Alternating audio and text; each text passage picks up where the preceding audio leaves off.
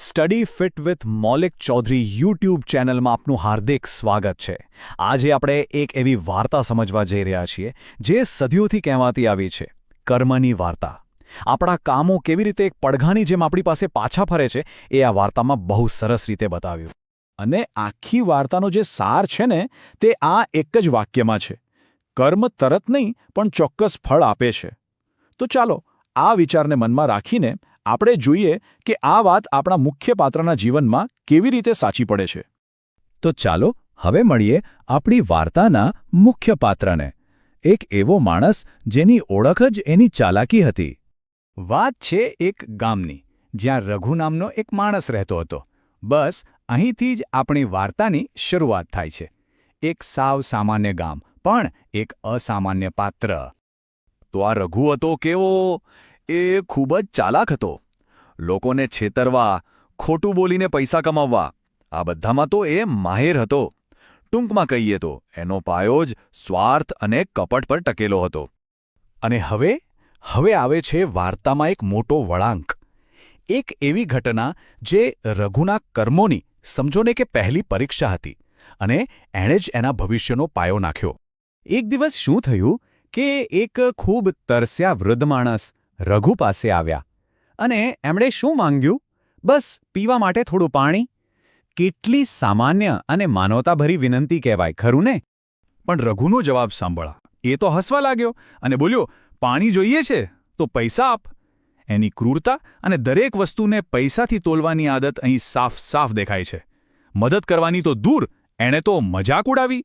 પેલા વૃદ્ધ માણસે કોઈ દલીલ ના કરી, એ શાંતિથી ચાલ્યા ગયા।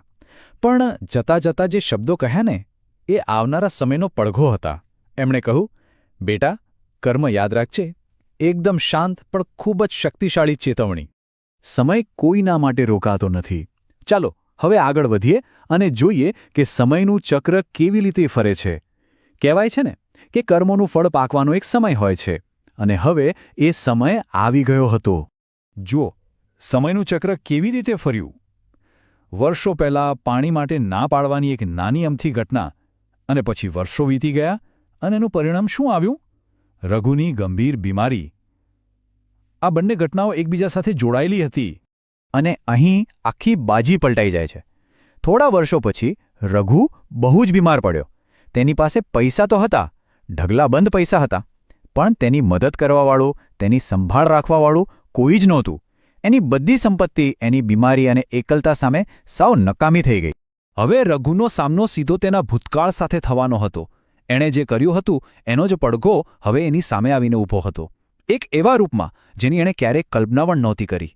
રઘુની સારવાર માટે એક વૈદ્ય આવ્યા, અને જેવો રઘુએ એમનો ચહેરો જોયો એ તો ચોંકી જ ગયો। આ તો એ જ વૃદ્ધ માણસ હતા જેમને તેણે વર્ષો પહેલાં પાણી આપવાની ના પાડી દીધી હતી। શું સંયોગ હતો!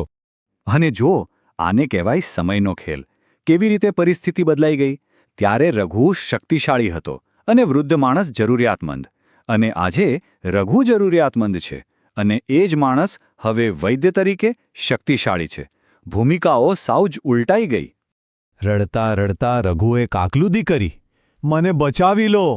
હવે એની બધી ચાલાકી, બધો ઘમંડ, બધું જ ગાયબ થઈ ગયું હતું। એ માત્ર એક લાચાર દર્દી હતો જે જીવનની ભીખ માગી રહ્યો હતો। અને અહીં આવે છે વાર્તાનો સૌથી મોટો વળાંક। વૈદ્યે શાંતિથી જવાબ આપ્યો, ત્યારે તું પાણી માટે પૈસા માગતો હતો, તો આજે દવા માટે સહાનુભૂતિ ક્યાંથી આવે? ભૂતકાળનું કર્મ અને વર્તમાનનું પરિણામ બધું જ સીધું જોડાઈ ગયું। તો રઘુના કર્મોનું અંતિમ ફળ શું મળ્યું? ચાલો આ વાર્તામાંથી જે શીખવાનું છે તેને બરાબર સમજીએ। આખરે રઘુને સમજાઈ ગયું કે જેવું આપ્યું હતું એવું જ પાછું મળ્યું। તેણે તિરસ્કાર આપ્યો હતો તો બદલામાં તેને લાચારી મળી। કર્મના સિદ્ધાંતનું આનાથી સરળ અને સચોટ ઉદાહરણ બીજું શું હોઈ શકે? અને આ વાર્તા છેલ્લે આપણને સૌને એક સવાલ પૂછે છે, વ્યક્તિના કર્મોનું ફળ શું હશે?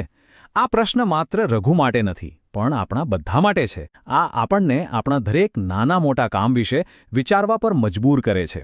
આવી અવનવી માહિતી માટે study fit with Maulik Chaudhary YouTube ચેનલને સબસ્ક્રાઇબ, લાઇક, શેર કરવાનું ભૂલશો નહીં। રાધે રાધે।